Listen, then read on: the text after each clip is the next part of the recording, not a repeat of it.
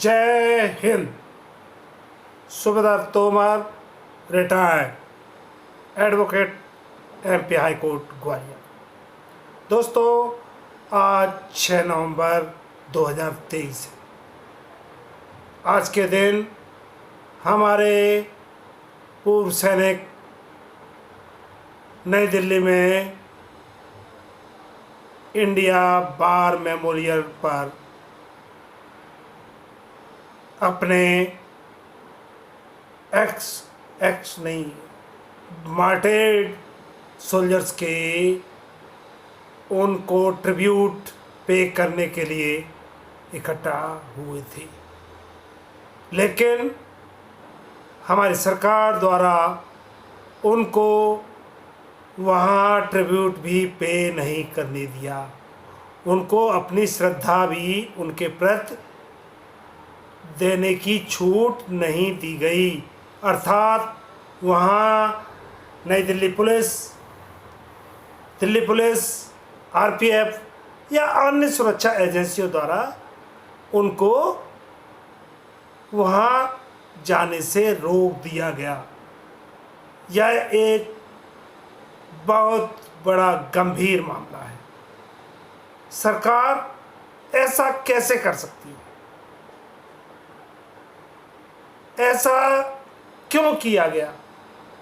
प्रश्न उठता है कि सरकार आखिर हमारे पूर्व सैनिक समुदाय को इतना नीचा दिखाने पर क्यों तुली हुई है? हमारा पूर्व सैनिक समुदाय क्या अपने शहीदों के प्रति सम्मान भी व्यक्त नहीं कर सकता? इससे देश की सुरक्षा में या किसी और देश के विरुद्ध कोई कार्रवाई थी क्या ये? या देश के या सरकार क्या चाहती? मैं कहूँगा यह बहुत ही निंदनीय कदम था। सरकार को अपनी नीतियों में परिवर्तन लाना चाहिए। मोदी जी से निवेदन है कि आप इन पूर्व सैनिकों की जो आज पूरे 10 महीने से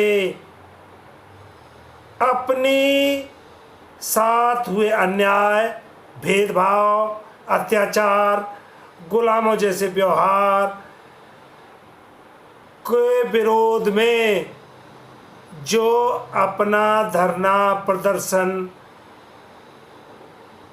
लागू किए हुए हैं, उसके प्रति सरकार का दायित्व है कि उनसे वार्तालाप किया जाए, उनसे कम्युनिकेशन की जाए और उसके लिए एक प्रॉपर मैकेनिज्म डेवलप किया जाए।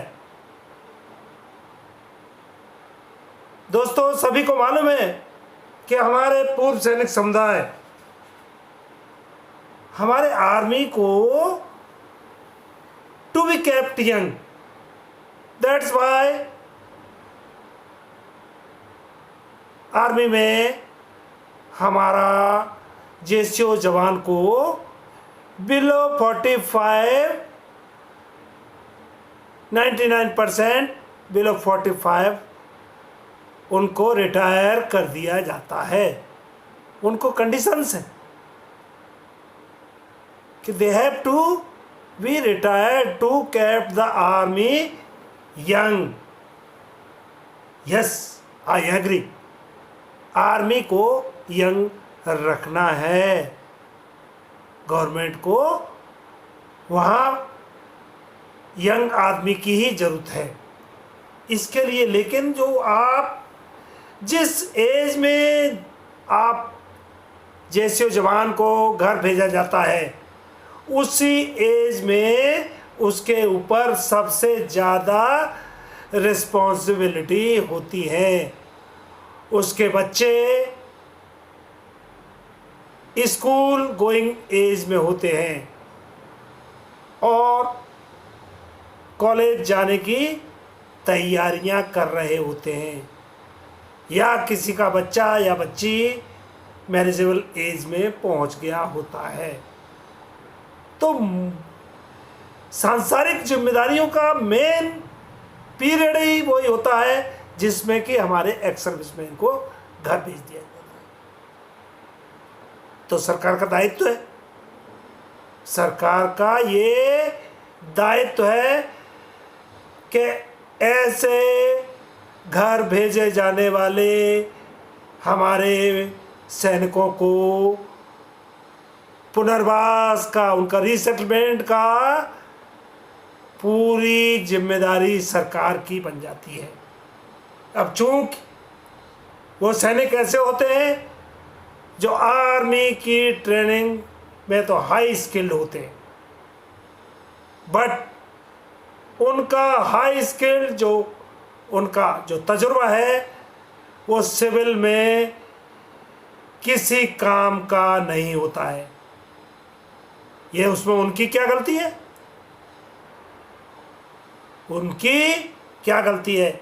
ये सरकार का दायित्व है कि उनको सिविल में आप प्रॉपर तरीके से इतने ट्रेंड फोर्स को, इतने डिसिप्लिन फोर्स को आप कहीं ना कहीं पब्लिक सेक्टर अंडरटेकिंग्स में, गवर्नमेंट जॉब्स में उनको आप ऑब्जर्व कीजिए। लेकिन बड़े दुख के साथ कह रहा हूँ कि हमारे उन पूर्व सैनिकों का सिविल में ग्रुप सी में 10% रिजर्वेशन है, ग्रुप डी की सर्विसेज में 20% रिजर्वेशन है और नेशनल बैंकिंग सेक्टर में 14.5 रिजर्वेशन है।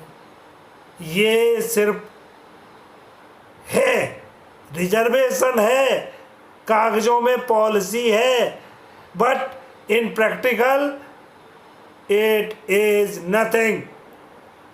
सरकार अपना एक वाइट पेपर लाए और क्लियर करे कि क्या यह रिजर्वेशन प्रॉपर लागू हो रहा है या इसके अनुसार हमारे पूर्व सैनिक इन सर्विसों में जो परसेंटेज आपने निर्धारित किया हुआ है, जो आपने फिक्स किया हुआ है, क्या उसके अनुसार हमारे पूर्व सैनिकों को सिविल में ऑब्जर्व किया जा रहा है? नहीं। हमारे पूर्व सैनिक अपने भरण पोषण के लिए छोटे मोटे सुरक्षा एजेंसीज, सिक्योरिटी एजेंसीज के चपरासी से नीचे के एटीएम बूथ्स पर पियोन बने हुए हैं डंडा लेके, और इसके अलावा वो या तो किसी पैसे वाले आदमी के सिक्योरिटी मैन बने हुए हैं या उनके घर पर सिक्योरिटी डंडा लेकर अपना पहरा दे रहे हैं। ये बड़ी दयनीय स्थिति या सोचनीय स्थिति है, या बड़ी ही बहुत जिसको कहा जाए कि निंदनीय स्थिति।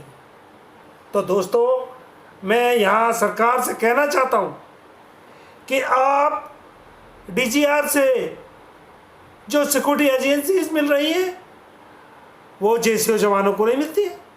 वो सिर्फ ऑफिसर्स को आपने उनका नियम बना रखा है कि वो सिक्योरिटी एजेंसीज सिर्फ ऑफिसर्स को दी जाती हैं। वो ऑफिसर्स भी एक्स सर्विसमैन को उन एजेंसीज में उनका एक्सप्लॉयटेशन कर बहुत ही कम सैलरी पर उनको ड्यूटी पर रखते हैं या एम्प्लॉय करके रखते हैं।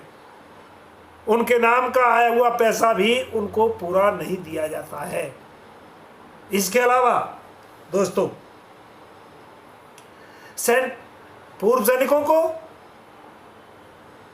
रिसेटलमेंट करने के लिए या उनको प्रॉपर तरीके से जॉब में रखने के लिए या रिसेटलमेंट उनका करने के लिए सेंट्रल गवर्नमेंट और स्टेट गवर्नमेंट दोनों पूर्ण रूप से जिम्मेदार हैं, बराबर की जिम्मेदार हैं। लेकिन दोनों ही गवर्नमेंट्स अपनी अपनी जिम्मेदारी पूरी नहीं कर रही हैं और हमारे पूर्व सैनिक दर दर की ठोकरें खा रहे हैं। नेचुरल बात है कि इतना बड़ा 60,000 पूर्व सैनिकों का, चूंकि उनको यंग रखना है, इसलिए हमारे देश में करीबन अप्रॉक्सीमेटली 55,000 सोल्जर्स पर ईयर घर भेज दिए जाते हैं, यानी रिटायर कर दिया जाता है, जिनकी पेंशन बहुत कम होती है। That is totally a meagre pension, जिससे एक साधारण परिवार का 10 दिन का खर्चा नहीं चल सकता है। तो नेचुरल बात है कि ऐसे हमारे पूर्व सैनिकों का रिसेटलमेंट करना सरकार का दायित्व है। उनकी पेंशन, यहाँ तक कि उनकी पेंशन भी जो निर्धारित की गई है वो बहुत ही कम है। इसके लिए सरकार ने वादा किया था कि हम 1 रैंक 1 पेंशन के थ्रू आपको कंपेंसेट करेंगे। 1 रैंक 1 पेंशन का मुद्दा 40 साल लटका हुआ था। 2014 में हमारे मोदी जी बीजेपी सरकार ने इसको लागू किया, लेकिन वो लेटर एंड स्पिरिट के हिसाब से लागू नहीं किया गया। उसको टोटली डाइल्यूट कर दिया गया, उसको 1 रैंक मैनी पेंशन बना दिया गया। 1 रैंक की जो इस्टेब्लिश्ड डेफिनेशन थी, जो पार्लियामेंट से अप्रूव की हुई थी, उसको सरकार ने यह कहकर डाइल्यूट कर दिया कि हर चीज नहीं दी जा सकती। क्यों नहीं दी जा सकती भैया? हमारे हर सेक्टर में, सिविल के सेक्टर में सबको सब कुछ दिया जा रहा है। सिर्फ हमारे पूर्व सैनिक जिन्होंने अपने प्राइम टाइम में देश की सुरक्षा की, देश के लिए अपना जीवन खपा दिया, ऐसी कोई सर्विस नहीं है जिसको ज्वाइन करने से पहले उसको लिख के रिटर्न में साइन करके देना पड़ता हो कि I will do my duty even at the cost of my death. मैं जल थल नभ जहां भी मुझे भेजा जाएगा, चाहे उसमें मौत ही मेरी क्यों ना हो जाए, उसको मैं जाने के लिए तैयार रहूँगा, अर्थात जाऊँगा। ऐसा डेथ वारंट जो हमारा सिर्फ सैनिक साइन करता है और अपनी सेवाएं उसी हिसाब से देता है। और इसी डेथ वारंट, इसी बॉन्ड के ऊपर हमारे लाखों सैनिक शहीद हुए हैं। कितनी लड़ाइयाँ लड़ी, 62 में, 65 में, 71 में, 99 में और 47 में। इन लड़ाइयों में कोई सिविलियन शहीद हुआ नहीं।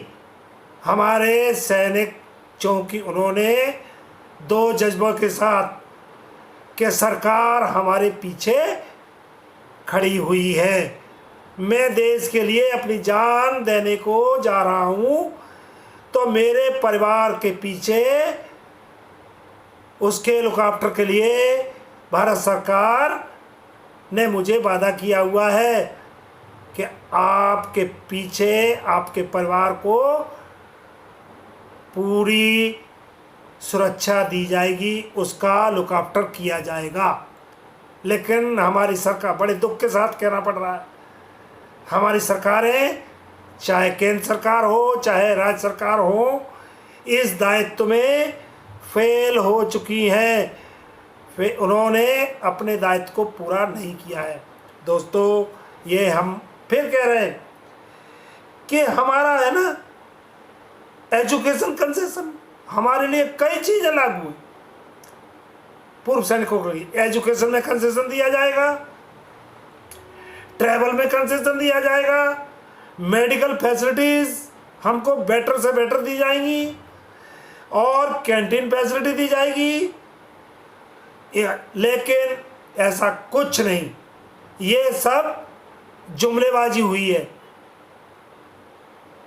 ये सब फार्स। इसको लेटर एंड स्पिरिट में लागू नहीं किया जा रहा है। नॉन इफेक्टिव बेनिफिट्स है ये सब। these benefits are non effective benefits. तो इसके लिए सरकार को सोचना पड़ेगा। इसीलिए हमारे सोल्जर आज व्यथित होकर 10 महीने से सरकार के विरोध में अपना धरना प्रदर्शन किए हुए हैं। तो मैं सरकार से निवेदन करूंगा कि इनकी मांगों के प्रति सहानुभूतिपूर्वक विचार किया जाए। मिलिट्री पे कमीशन डिक्लेयर किया जाए। मिलिट्री एक कमीशन अलग से होना चाहिए, जिसका नाम रखना चाहिए national commission for ex serviceman, जो कि हमारे एक्स सर्विसमैन के परेशानियां, उनका रिसेटलमेंट और उनसे रिलेटेड जितनी भी बातें हैं, उनका national commission for ex serviceman के दायरे में रखा जाए। जिस प्लेटफार्म पर हमारे एक्स सर्विसमैन, हमारे पूर्व सैनिक अपना दुखड़ा रो सके, एक प्रॉपर फोरम होना चाहिए। तो हाँ, अब आई बात मेरे पूर्व सैनिकों से भी मेरा अनुरोध है कि आप लोग हमारे सरकार को गाली देना बंद करें। गाली देने से कोई बेनिफिट नहीं मिलने वाला है। हमारे साथ सबको मालूम है, सेना में हमारे जो माई बाप थे, मिलिट्री ऑफिसर्स, जिनकी कसम में शामिल था कि वो अपना हित देखने से पहले अपने जवानों का, जिनके ऊपर वो कमांड कर रहे हैं, उनके हित को आगे रखेंगे, मतलब उसके हित के बारे में सोचेंगे। लेकिन हुआ इसके विपरीत। सेना के अफसर अपनी पार्टी, अपने वेलफेयर, अपने पे एंड अलाउंसेस, अपनी सुख सुविधाएं और 24 आवर्स जेसीओ जवानों को अपने प्रति एक्सप्लॉयटेशन करते रहे। किसके आधार पर? आर्मी एक्ट के जो सेक्शंस हैं उनको मिसयूज करके। सेना में कभी भी जेसीओ जवानों को उन्होंने उनके अधिकारों को प्रॉपर तरीके से लागू नहीं होने दिया।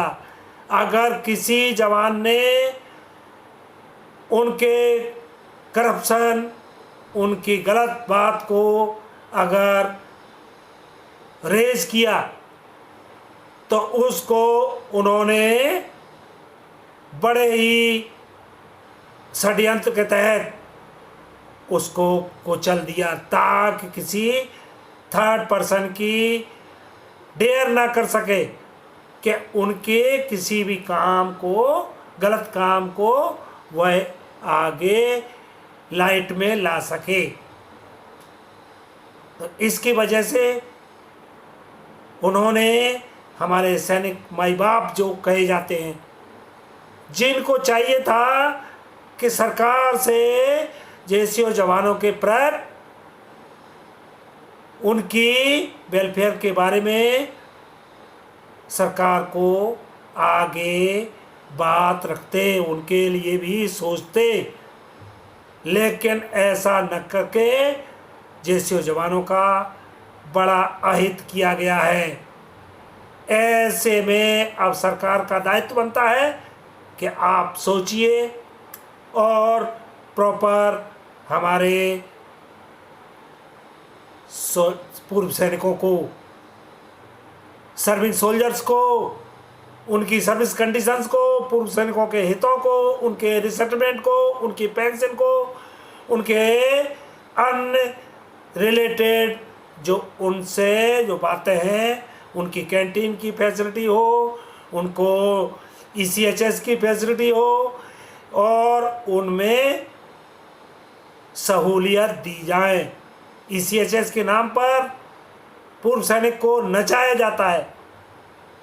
जो पूर्व सैनिक बीमार होता है, वो दवाई लेने जाता है, उसको इम्पेनल्ड हॉस्पिटल भेज दिया गया। सपोज इम्पेनल्ड हॉस्पिटल से जब उसको 2 या 3 दिन में रिटायर नहीं, उसको डिस्चार्ज कर दिया जाता है। डिस्चार्ज करने के बाद उसको मेडिसिन कुछ लिखी हुई है, तो उसको 3 या 7 दिन की मेडिसिन देके, अगर कोई मेडिसिन है तो वो अब पॉलीक्लिनिक में, ECHS पॉलीक्लिनिक में उसको बोला जाता है कि आप ECHS पॉलीक्लिनिक में जाइए। एक बीमार आदमी किसी एक जगह से उसको प्रॉपर उसको दवाई मिलना चाहिए। ये क्या मतलब है? गवर्नमेंट को प्रॉपर उसको अगर ऐसा नहीं कर सकती है तो कोई नया सिस्टम आपको उसको लागू करना चाहिए। ये सब चीज़ों के लिए मैं सरकार से फिर अनुरोध करता हूँ कि इस सब को दोबारा रिविजिट किया जाए। अन्यथा अगर इसी तरह असंतोष बढ़ता गया तो क्या हमारे देश के लिए इसका परिणाम अच्छा होगा? ये सरकार को सोचना है। दोस्तों, जय हिंद। आज के लिए इतना ही। यहाँ बल्ले बल्ले नाम का कुछ नहीं होगा। झूठी खबर नहीं दी जाएगी। लाखों में कोई आपको क्लेम आपके बैंक में अकाउंट में नहीं भेज दिए जाएंगे। ऐसा कोई आपको सनसनीखेज थंबनेल बनाकर आपको किसी तरह से बरगलाया नहीं जाएगा, आपको भ्रमित नहीं किया जाएगा। दोस्तों, तो आप मेरे वीडियो देखिए, वीडियो में मेरे कमेंट कीजिए, आप क्या और चाहते हैं। आप मेरे साथ कम्युनिकेट कीजिए, मेरे वीडियोस को सब्सक्राइब कीजिए, मेरे वीडियोस को लाइक कीजिए और बेल का आइकॉन को प्रेस कीजिए ताकि आपको नोटिफिकेशन तुरंत मिल सके। दोस्तों, आप अगर अच्छा कंटेंट चाहते हैं, भटकाने वाले, बरगलाने वाले और सनसनीखेज अगर थंबनेल पढ़कर आप वीडियो देखेंगे तो आप अपने आप को ठगा हुआ पाएंगे। हमारे वीडियोस में, मेरे वीडियो में ऐसा आपको कुछ नहीं मिलेगा। आप मेरे साथ शेयर कीजिए आपकी प्रॉब्लम, आपका कोई काम, आपका PO से, आपके रिकॉर्ड से, आर्मी हेडक्वार्टर से, आपके ईसीएचएस से संबंध हो, आपके कैंटीन से संबंध हो, और आपकी सर्विस के दौरान का केस हो या सर्विस के रिटायर होने के बाद का केस हो, आप उसको मुझे अपने कमेंट में लिखिए। आपको मैं पर्सनल जवाब देने के लिए वादा करता हूँ। जय हिंद।